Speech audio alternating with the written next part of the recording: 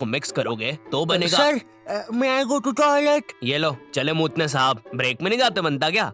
वो sir break में अजीब सी चीजें होती है टॉयलेट में। ये क्या? ये बैटल तो बड़ी खतरनाक लग रही है। चड्डा, मैं तुम्हें चुनता हूँ। चड्डा चड्डा चड्डा चड्डा एक रॉक टाइप पोकेमॉन जिसका बाप ऑटो चलाता है और ये भाटे मार के लोगों के सर फोड़ देता है। पागल सगई का। ये चड्डा को कैसे हराएगा? हाँ, अब इसको क्या होगा? पापे, मैं तुझे चुनता हूँ। पापे पापे एक पंजाबी गैस टाइप पोकेमॉन जो कि मूली का पराठा खा के इतनी जहरीली ठुस्सी मारता है कि पूरी दुनिया खत्म हो जाए। पापे, एटॉमिक गैस ठुस्सी। चड्डा चड्डा क्या करूं? मुझे नहीं पता भाई, मेरे तो बीवी बच्चे हैं।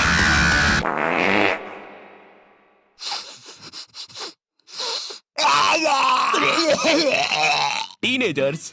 नहीं नहीं नहीं, ये वीडियो ऐसे स्टार्ट नहीं होगी। ये तो बस मैं तुम्हें बताना चाहता था कि ब्रेक में बॉयज टॉयलेट में कैसी हरकतें होती है, और ये भी बस उसका 1% था। गर्ल्स टॉयलेट के बारे में मुझे ज्यादा पता नहीं है। या मुझे पता है? नहीं नहीं, मुझे नहीं पता। या मुझे मीनवाइल इन गर्ल्स टॉयलेट,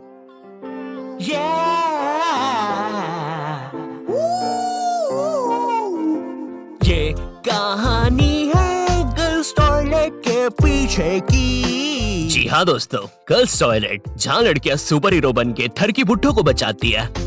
यहाँ पर खुशियाँ और अमन से रहे लोग। क्या? अरे भाई, फिर तुम ही बताओ, लड़कियों को इतना टाइम क्यों लगता है बाथरूम में?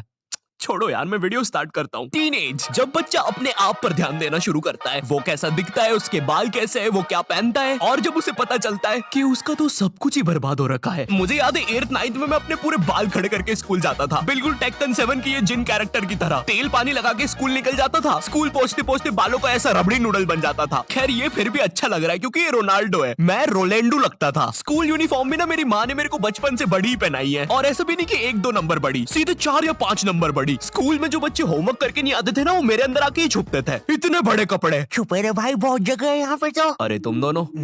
आप कौन हो? अरे मैं पापे हूँ। पापे? अब तू तो 4 दिन से लापता है ना, हमने बाहर तेरे पोस्टर्स देखे। 4 दिन? मुझे तो यहाँ पे 40 साल बीत चुके हैं। देखो इसकी यूनिफॉर्म के अंदर टाइम बहुत तेज चलता है। बाहर भले ही 4 दिन ही हुए होंगे, लेकिन यहाँ मैंने 40 साल जी लिए हैं। मैं जब अंदर आया था मैं भी तुम्हारे बराबर का ही था। माँ को देखे आज 40 साल हो चुके हैं। पापे, 4 दिन से गायब है मेरा बच्चा, कुछ खाया होगा कि नहीं? अब जैसे जैसे तुम टीनेज में आ रहे होते हो, तुम्हें तुम्हारे बालों पर, कपड़ों पर शर्म आने लगती है। मुझे याद है मैं बचपन में वो चौड़ा सा हुक वाला बस्ता लेके स्कूल जाता था, जो साला आते जाते गेटों में फंस जाता था। लेकिन इस बस्ते में एक बेस्ट बात तो थी यार, ये जो आइट साइड से एरोप्लेन के पंखे निकले हैं ना, ये इतना कूल डिजाइन पता है क्यों बनाया था? बच्चों के उड़ने के लिए। अब मुझे पता है तुम मेरे पे यकीन करोगे ही नहीं। रुको, चल कूद के बता। भाई पक्का नहीं? कूद जा चुपचाप।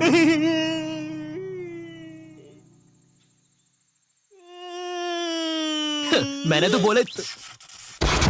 अरे बाप रे, अब तो लाइट चली जाएगी। मुझे अपना फोन चार्ज पे लगाना चाहिए। टीनेज में ना तुम्हें तुम्हारी इमेज की बहुत ज्यादा परवाह होती है, लेकिन तुम्हारे माँ बाप को उससे घंटा फर्क नहीं पड़ता। उनके लिए तुम अभी भी रात में छुप के सूखा बॉर्नविटा खाने वाले बंकू हो।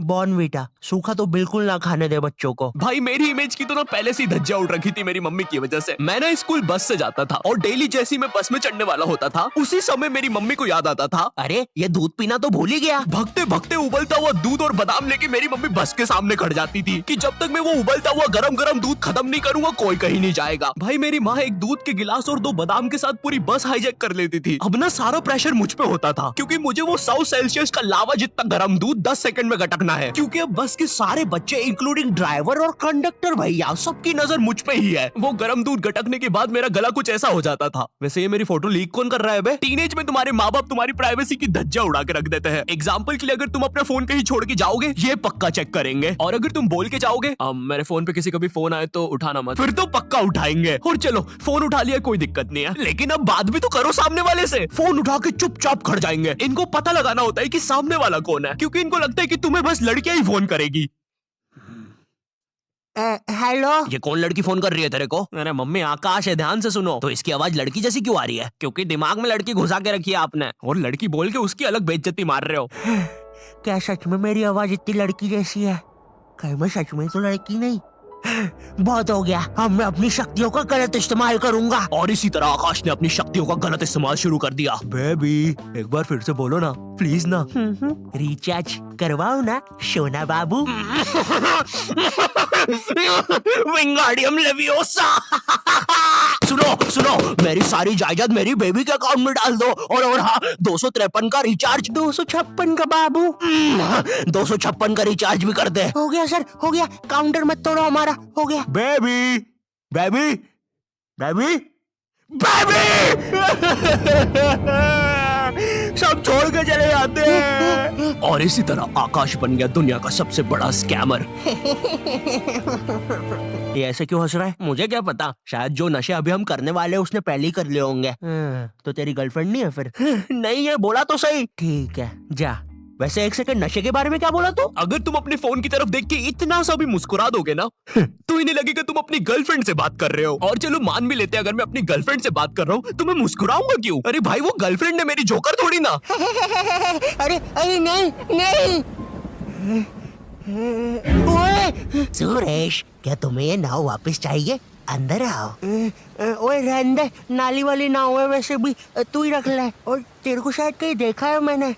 ओए तू तो शालिनी जैसी दिख रही है। ओए शालिनी है ना तू? अरे नहीं। तू फिर से इतना सारा मेकअप करके नल्ली में बैठ गई पागल लड़की। नहीं। क्या नहीं? अंदर छींची होती है पता भी है। नगर पालिका वालों को बुला के लाना पड़ेगा, निकालेंगे तुझे यहाँ से। पता नहीं कहाँ की हिट पिक्चर देख ली जोकर वाली, नल्ली में बैठ जाती है बार बार जाके। सांप बिच्छू ने काट खाया तो पता नहीं कैसी गर्लफ्रेंड है। तुम अपने फोन में कोई भी फोटो अपने मम्मी पापा को दिखाने जाते हो तो ऐसा नहीं है कि चुपचाप देख ले, इनको चाहिए पूरा फोन अपने हाथ में। और जब तुम्हारा फोन माँ बाप के हाथ में जाता है ना तो भाई ऐसी फटी में आती है ना, जैसे जब कोई अजनबी तुम्हारा फोन नहीं मांग लेता किसी काम से और तुम्हें अंदर ही अंदर लग रहा होता है कि ये मेरा फोन लेके भाग जाएगा। तो अब तुम एक अजीब से पोज में रेडी रहते हो कि जैसे ये मेरा फोन लेके भागेगा मैं भी इसके पीछे भागूंगा। अरे ये नेटवर्क, अरे ये नेटवर्क ही नहीं आ रहा। हाँ, हो गया। Thank you. अरे मेरा फोन। वो तो मेरा ही आदमी था। हेलो, आई होप तुम्हें वीडियो पसंद आया होगा। मैंने काफी नई चीजें डाली